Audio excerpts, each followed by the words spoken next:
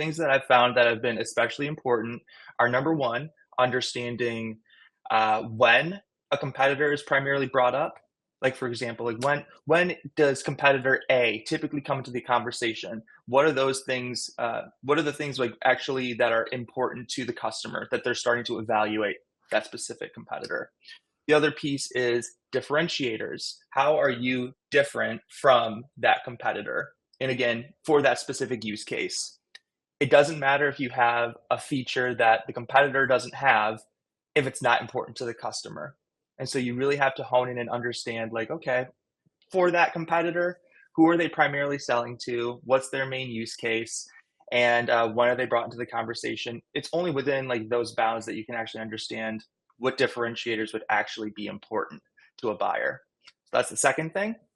And then the third thing is probably the most underrated or the thing that I see the least on battle cards, and that is how are you similar to the competitor?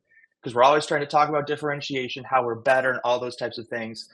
But especially if you are an upstart and you are trying to make a dent and there's like a bunch of other category leaders, whatever, you have to understand that change is very hard for any kind of buyer.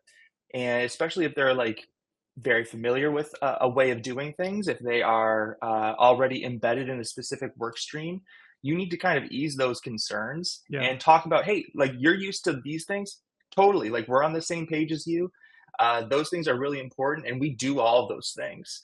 But what we do differently is A, B, and C. And we found that the way that you can, we found that incorporating those things just gets you a better result, XYZ results that you wouldn't otherwise get with this piece.